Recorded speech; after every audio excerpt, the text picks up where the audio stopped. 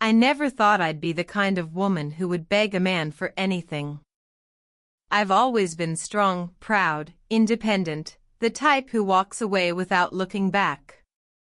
But that night, with the weight of my marriage crumbling around me, and the silence between us stretching like a wall too thick to break, I begged him. I looked him in the eyes, my voice barely more than a whisper, and said, "Please, don't stop." And he didn't. He never stopped. But not in the way I had hoped. My name is Claire. I've been married to Jordan for 7 years. We had the picture-perfect life, or at least that's what it looked like from the outside. Smiling photos, dinner parties, vacations by the ocean, all carefully filtered through social media. But behind the doors of our quiet suburban home, things had been falling apart for a long time. The passion was gone. Conversations turned into arguments or silence. Nights that were once filled with warmth became cold and distant. I tried to pretend everything was fine. I even convinced myself that this was just a phase, something all couples go through. But deep down, I knew. It started with the small things. Late-night texts he'd hide from me. Business trips that felt a little too frequent. A shift in the way he touched me, like he wasn't really there. I'd ask questions, gently at first, and he'd always have answers. Convincing ones. He was good at that. But even the best liars can't hide forever. Then one night, I followed my instincts. I don't know what came over me, but I just knew something wasn't right. He had told me he'd be working late, again, and something in my gut screamed that it wasn't true. So I drove to his office, telling myself I was being paranoid, that I'd find him hunched over his laptop, tired but loyal. But he wasn't there. The lights were off. The parking lot was empty. That moment, standing in the dark, staring at the empty space where his car should have been, it felt like something inside me shattered. That's when I met him. Daniel. Daniel wasn't someone I planned on meeting. He wasn't someone I even looked for. He was just there. A friend of a friend who saw me crying in a cafe a few days later. He asked if I was okay. I lied. But he saw through it. And over coffee and casual conversation, he did something Jordan hadn't done in months. He listened. Really listened. I should have walked away right then, but I didn't. I held on to that attention like a lifeline. Like I was drowning and he was the only air I had. What started as comfort turned into something deeper. He made me feel seen. Beautiful. Wanted. I told myself it was harmless. Just emotional. Just temporary. But lines blur quickly when hearts are already broken. The guilt crept in, slow and suffocating. I hated myself for needing Daniel the way I did, but I couldn't stop. And he never stopped giving me what I thought I needed. Then Jordan found out. But instead of rage or confrontation, he just stared at me. Not with anger. With this cold, quiet disgust. He didn't yell. He didn't cry. He just walked away, and I begged him not to. I begged him to stay. To fight. To love me again. And when he finally turned back to me, something in his eyes had changed forever. I begged him to never stop, and he didn't. But what he did next broke me in ways I never saw coming. You're not going to believe how it all unraveled. After that night, everything changed. Jordan didn't scream.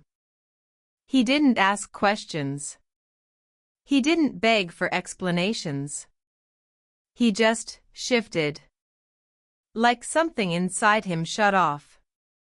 He moved through the house like a stranger, cold, quiet, polite when necessary, but never present. I tried to talk to him. I left notes on the kitchen table, made his coffee just the way he liked, even sat on the edge of our bed at night hoping for one word, just one, to break the silence. But all I got was a nod, a glance, and sometimes, nothing at all. That was when the real punishment started. And it wasn't what I expected. Jordan didn't throw me out. He didn't sleep on the couch. He didn't even stop wearing his wedding ring. He kept everything exactly the same on the outside.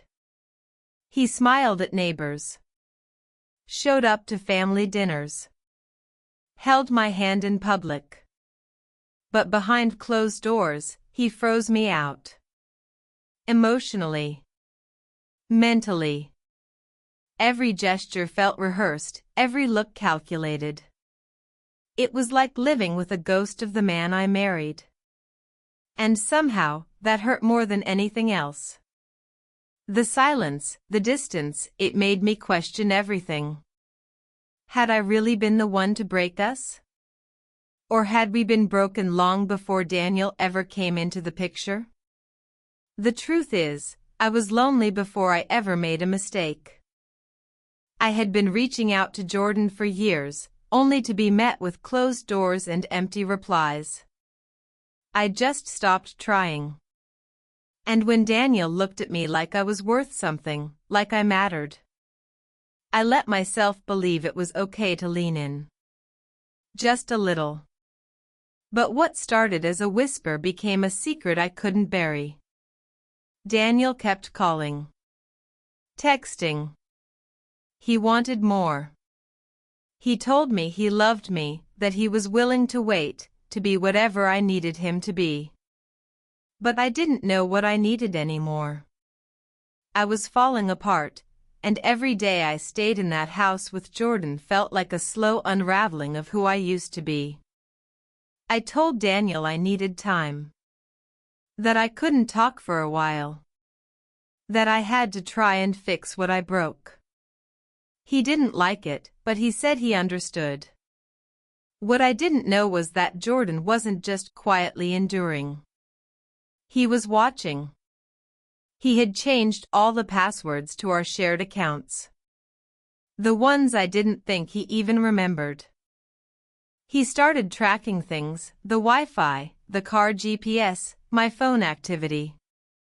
I didn't find out until much later, but every time I left the house, he knew where I was going. Every message I thought I had deleted, he saw them. All of them. And yet, he never said a word. Instead, he started doing these small things that seemed kind on the surface. He'd bring me flowers. He started cooking again, my favorite meals, like he remembered what I loved. He even suggested we take a trip together, just the two of us, to reset. But something about it felt off. Like it wasn't love. It was strategy. Like he was setting a trap, and I was too desperate for forgiveness to see it. The more I tried to fix things, the more I realized I wasn't sure who Jordan really was anymore. Or maybe I never knew. Maybe the man I thought I married was a mask, and now that the damage was done, he was showing me what lay underneath. I used to be afraid of losing him. But lately, I've started to wonder if I should be more afraid of what happens if he stays. Because whatever Jordan is planning, he's not done. Not by a long shot. Jordan's silence became louder than any fight we'd ever had. He moved through our home like a man going through the motions, but with this unsettling calm that made my skin crawl. I'd lie awake at night, staring at the ceiling, wondering what he was thinking. Wondering if he hated me. Or worse, if he was planning something. And the most disturbing part? He never once mentioned Daniel. Not once. That absence of confrontation only made the tension thicker. Every day felt like walking across glass. I'd come home from work and find the house unusually clean. A meal already cooked. The table set for two. And Jordan would be standing there, smiling like we were newlyweds. But there was this strange emptiness behind his eyes. He was doing everything right on the surface, but I knew he wasn't doing it out of love. It felt like performance art. Then came the phone calls. I'd pick up and no one would say anything. Just silence. Or soft breathing. It happened 3 times before I changed my number. My best friend, Erin, warned me something felt wrong. She had never really liked Jordan. Said he was too quiet, too controlled. I used to defend him, say he was just private. Now I was starting to see what she meant. I finally told her the truth about Daniel. She didn't judge me, but she didn't sugarcoat it either. You opened a door, she said. And now you don't know what walked in behind it. Meanwhile, Daniel kept sending emails. He apologized for pushing me, said he just wanted to know I was okay. Part of me missed him. The way he made me feel alive. But another part of me was terrified that Jordan would find out we were still in contact, even if it was just words. I didn't know what he'd do if he thought I hadn't fully cut it off. One evening, I came home to find all of our wedding photos taken off the wall. Every single frame. Gone. I asked Jordan where they were, and he just smiled. They didn't feel honest anymore, he said, and walked out to the backyard like it was nothing. But later that night, I found them in the trash bin, shredded. I started locking the door to the guest room when I slept. I didn't tell Jordan. I just needed space. Safety. He hadn't hurt me. Not physically. But the way he looked at me sometimes, like he was memorizing me, planning something, I couldn't ignore it anymore. Whatever was coming, I could feel it getting closer. Like the quiet before a storm. And the worst part was, I had no idea which direction it would hit from him or me. The tension was unbearable. I had never felt so on edge in my own home. Every corner of the house seemed to echo with the weight of things unsaid, unsolved. Every time I reached for my phone, I would hesitate, wondering if I should check for a message from Daniel, or if Jordan had already somehow seen everything. The trust between Jordan and me had shattered so completely, I didn't know which pieces, if any, could be glued back together. One night, I found Jordan sitting at the kitchen table, staring at a cup of coffee, unmoving. It was past midnight. The dim light from the overhead lamp cast long shadows across his face. He looked like he hadn't slept in days.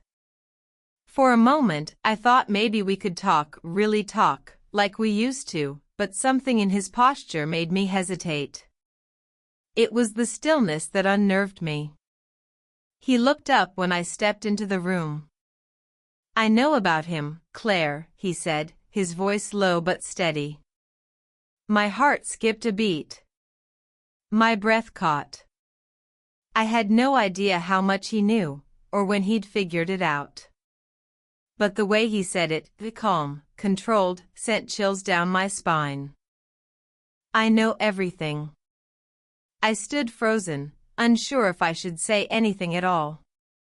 Part of me wanted to apologize. To beg him to let me explain.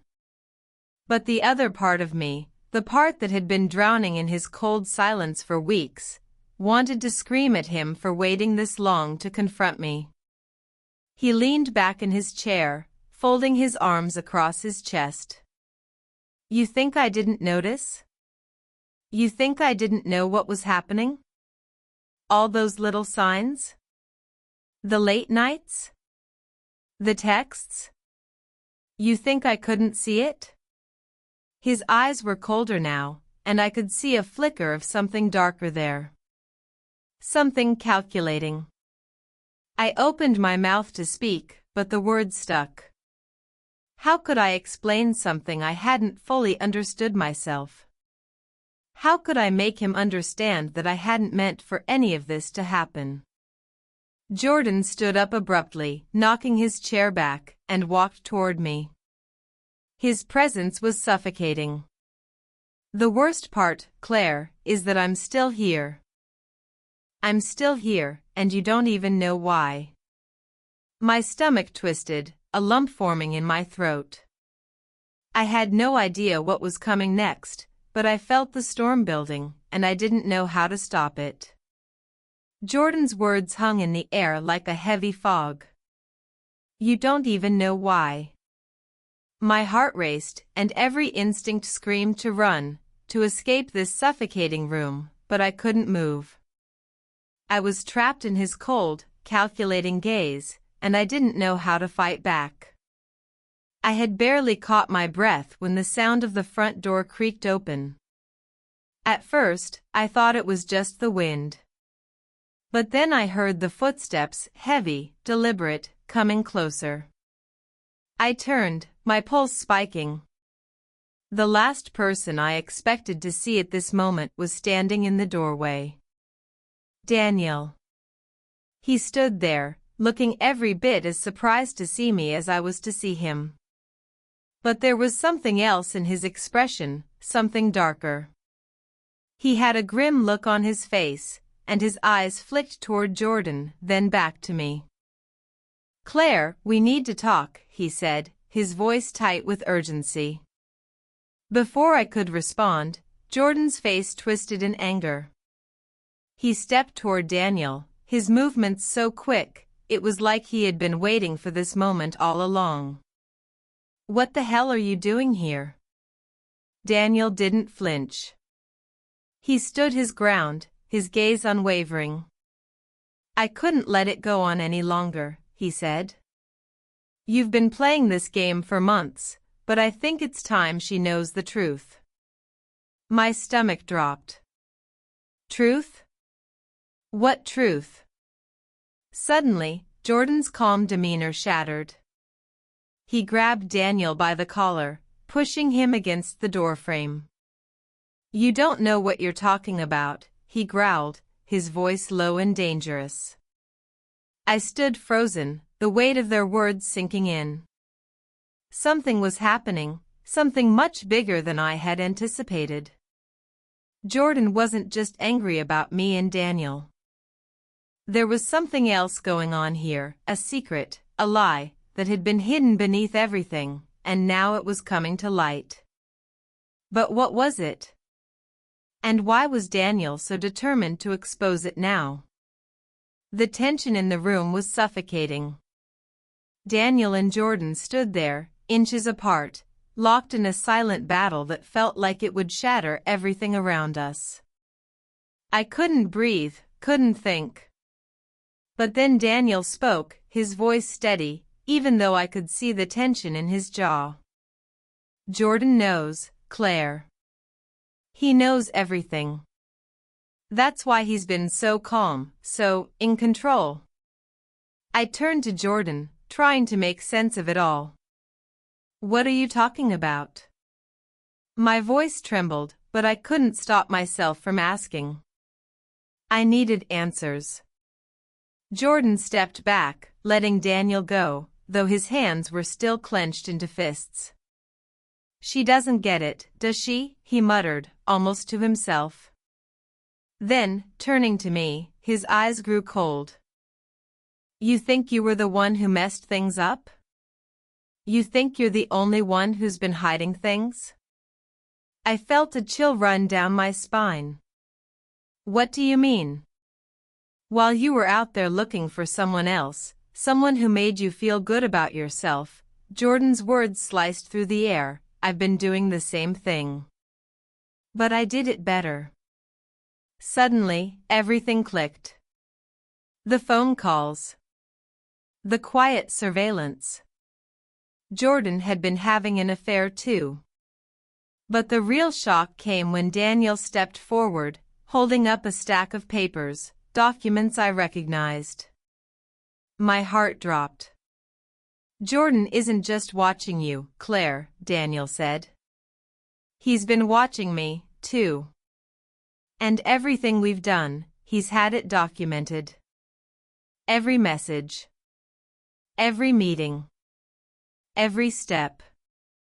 I could hardly process the weight of his words, but it became clear. Jordan had been orchestrating all of this, manipulating us both, playing us against each other. And the twist?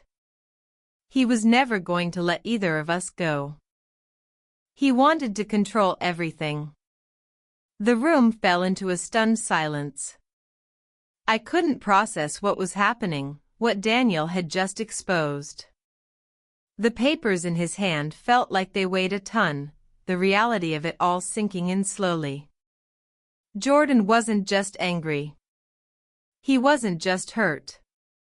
He was methodical. A master of manipulation. You were never supposed to know, Claire, Jordan said, his voice eerily calm. I thought I could keep everything under control, but you two made it too messy. Daniel stepped between us, his face hard. It's over, Jordan. You've lied to both of us long enough. This game ends now. I wanted to scream, to fight back, but I realized something in that moment. I had been living in a cage of my own making, trapped by guilt, fear, and confusion. Jordan's control had spread like a poison in every part of my life. But now I could see the truth. The lies, the manipulation, it had all been part of his plan. I turned to Daniel, my heart heavy with regret. He wasn't perfect, but he was real. And for the first time in weeks, I felt like I wasn't alone. He had been trying to break the chains I couldn't see, and now I had a choice. I walked toward the door. I'm leaving, Jordan. I'm done. With you, with all of this. He didn't stop me. His face was unreadable, but there was a flicker of something, maybe regret, maybe fear. As I stepped into the night, I felt the weight of everything fall away. The games, the lies, the hurt, they couldn't follow me anymore. I was free. At last. And I knew one thing for sure, the past couldn't be undone, but the future? That was mine to decide.